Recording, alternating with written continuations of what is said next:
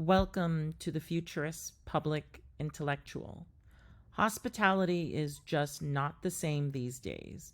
The 21st century has seen a rampant proliferation of ancillary charges to one's bills at hotels and restaurants, while airlines have also started charging fees that used to not exist. The difference is that charges like baggage fees are actually optional. If you don't check a bag, you won't be paying the baggage fee. What's insidious about resort fees at hotels and service charges at restaurants is that they're not really optional. Such charges are deceptive, and this practice of tacking on unnecessary charges is so pervasive that it's finally time to have consumer reform in market pricing.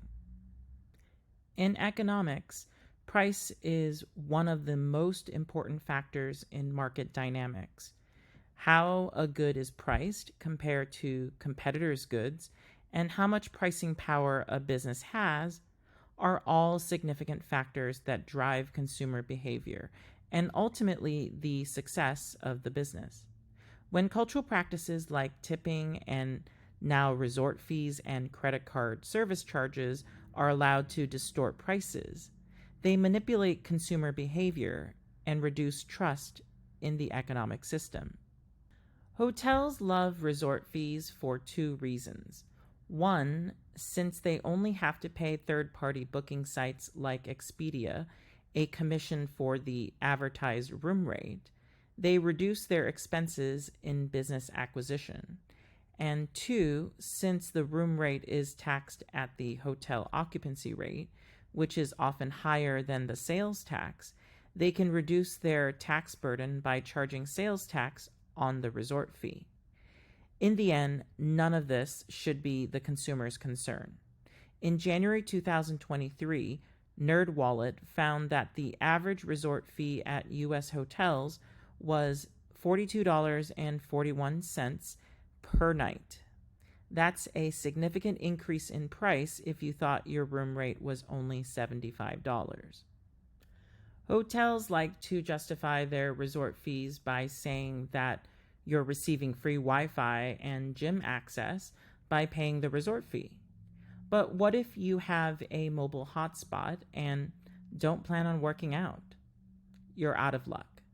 The resort fee is presented as a fee for optional amenities, but it's simply a mandatory charge to stay at the hotel.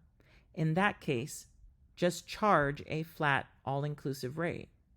If you're going to decouple certain amenities from the room itself, then make the resort fee optional. Ancillary charges that are mandatory are indistinguishable from the main product, so must be considered consumer deception. Since false advertising is prohibited in the marketplace, resort fees easily fall under this category. Credit card service charges are similarly deceptive. Every other business simply accepts credit card processing fees as part of the cost of doing business. It's a normal business expense, which is why they're tax deductible. Restaurants have an average profit margin that's between 3% and 9%. In comparison, airlines had a record year of travel in 2023, and yet their profit margin was around 2.7%. The reason I mention the profit margin is because a lot of restaurants will say that they charge a fee for credit card transactions because they make so little money. The statistics don't support this claim. If anything, telling patrons to use cash if they want to avoid this fee simply encourages tax evasion. Precisely because the U.S. does not have a cultural expectation of all-inclusive pricing, these business practices have flourished and have been tolerated. It's clear that consumers deserve better, and most other places in the world do not operate in this way anyway. In a capitalist country like ours, we should expect businesses to be transparent about their prices. All-inclusive pricing should be the future. Thank you for listening to the Futurist Public Intellectual.